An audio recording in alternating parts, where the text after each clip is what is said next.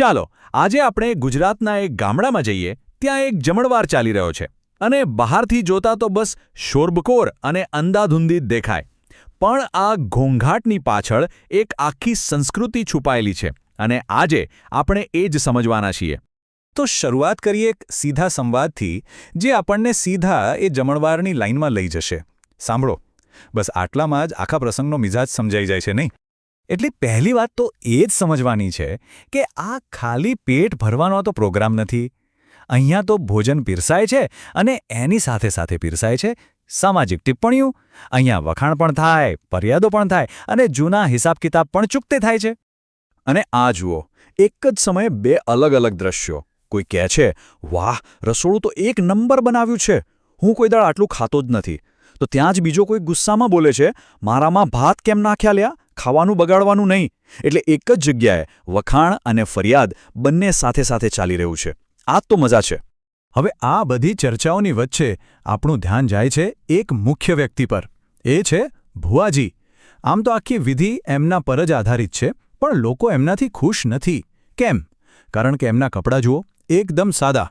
અને લોકો શું કહે છે એમના વિશે?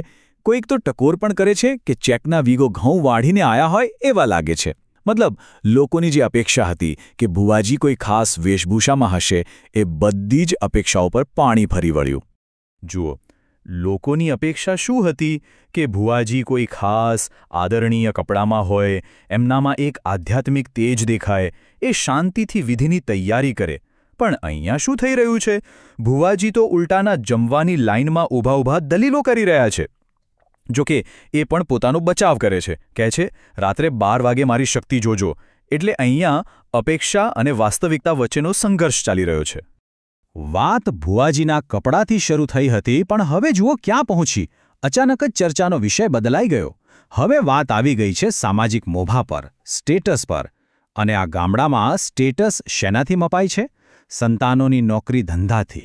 એટલે એક વડીલ ગર્વથી કહે છે, મારા માથે રહ્યાને હરીજી, એનો છોકરો તો આચાર્ય બન્યો. આ ખાલી એક માહિતી નથી, આ તો એક રીતે સામાજિક દરજ્જો બતાવવાની રીત છે કે જુઓ, મારો દીકરો કેટલો ભણેલો ગણેલો છે. પણ જ્યાં વખાણ હોય ત્યાં ટકોર પણ હોય જ. તરત જ સામેથી જવાબ આવે છે, અને તમારો છોકરો હારો મજૂને નહીં બન્યો. લો, થઈ ગયું. આ જમણવાર હવે વાતોનું યુદ્ધ બની ગયું છે. અહીંયા પરિવારનું ગૌરવ અને છોકરાઓની કારકિર્દી જ હથિયાર છે. આટલી બધી દલીલો, આટલા મહેણા ટોણા, આ બધું જોઈને સવાલ થાય કે લોકો અહીંયા ભેગા શું કામ થયા છે? આ બધાની પાછળનો અસલી હેતુ શું છે? તો આ ભેગા થવાનું મુખ્ય કારણ છે રમેલ. રમેલ એટલે શું? એ એક પરંપરાગત ધાર્મિક વિધિ છે, આખી રાત ચાલે, જેમાં ભુવાજી કોઈ દેવી દેવતાનું આહ્વાન કરે છે. મોટાભાગે કોઈ માનતા પૂરી કરવા માટે આનું આયોજન થતું હોય છે. તો હવે આખી વાત સમજાય છે. એક તરફ આખી રાત ચાલનારી આટલી મોટી ધાર્મિક વિધિની તૈયારી છે, અને બીજી તરફ આ બધી માનવીય લાગણીઓનો ઉભરો. આ જ તો રસપ્રદ છે.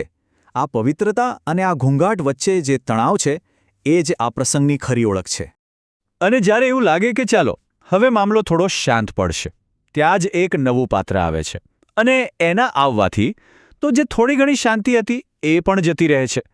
માહોલમાં એક નવો જ તડકો લાગે છે. ત્યાં સુધી શું હતું? દલીલો ચાલતી હતી, સામાજિક સ્થાન માટેની ખેંચતાણ ચાલતી હતી, પણ બધું એક મર્યાદામાં હતું. ગામના લોકો એકબીજાને જાણતા હતા. પણ પછી નારંગો નામનો એક ભાઈ આવે છે, અને એ પણ પીધેલી હાલતમાં.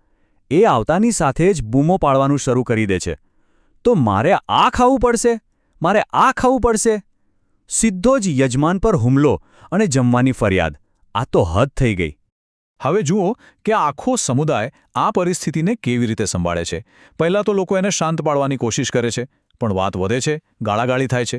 પછી એક આયોજક સમજદારી બતાવીને કહે છે એને થોડુંક મગજ ઓછું છે, અને અંતે બધા નક્કી કરે છે કે આની સાથે માથાકૂટ કરવામાં મજા નથી, એને જમવા દો અને વાત પતાવો. આ જ તો છે સામુદાયિક સમજદારી. તો આ બધો ઘોંઘાટ, આ બધી દલીલો, આ બધી મજાક મસ્તી, આ બધું આપણને શું શીખવે છે? આ અવ્યવસ્થા પાછળ કોઈ વ્યવસ્થા છુપાયેલી છે. ચાલો એને સમજીએ. હકીકતમાં આ અવ્યવસ્થા જ આપણને ઘણું બધું કહી જાય છે. જેમ કે અહીંયા ભોજન એ સામાજિક વાટાઘાટોનું એક બહાનું છે. લોકો પોતાનો દરજ્જો જાહેરમાં બતાવે છે અને એકબીજાને પડકારે પણ છે. અને સૌથી અગત્યની વાત, અહીંયા આદર કોઈના પદ પરથી નહીં પણ એના વર્તન પરથી નક્કી થાય છે. આ બધા ઝઘડાઓથી એમના સંબંધો તૂટતા નથી, ઉલટાના વધુ મજબૂત બને છે. તો અંતે સવાલ એ જ રહે છે, આટલા ઘોંઘાટ અને દલીલોની વચ્ચે એવું તો શું છે જે નથી કહેવાતું? એવા કયા અદૃશ્ય નિયમો અને સંબંધો છે જે આખા સમુદાયને એક તાંતણે બાંધી રાખે છે? કદાચ જવાબ આ ઘોંઘાટમાં જ ક્યાંક છુપાયેલો છે.